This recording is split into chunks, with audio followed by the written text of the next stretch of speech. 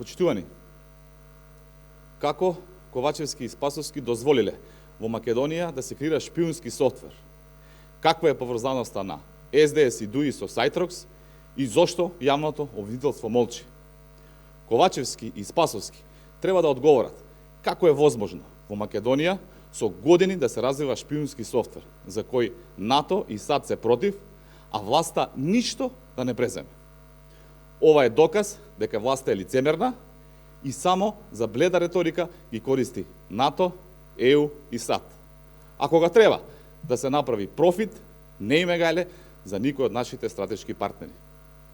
Дополнително, опасно е тоа што софтверот на фирма која заврши на црна листа на САД, а како што потврдија истражувачки новинари, бил развиван во Македонија.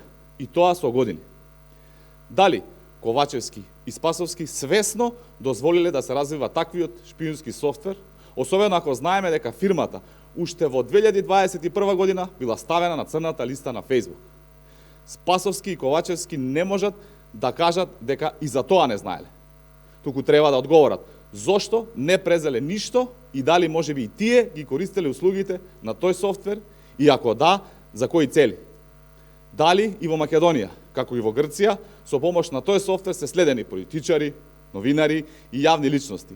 И дали тоа е причината зашто Спасовски и Ковачевски не реагирале уште кога Facebook ја ставил фирмата на црна листа, а не да чекаат и САД да го сторат истото. Како може Спасовски и Ковачевски да немаат ефективна контрола и знаење што се случува во Македонија, а тоа да го знаат во САД? Очигледно е дека знаат, но не реагираат. Спасовски и Ковачевски ја загрозуваат нашата безбедност, го загрозуваат НАТО и сите сојузници. Со вакви неспособни политичари, Македонија оди само надолу. Јавното обвинителство да не биде само посматрач и да реагира, зашто со свесно нереагирање станува соучесник. Ви благодарам.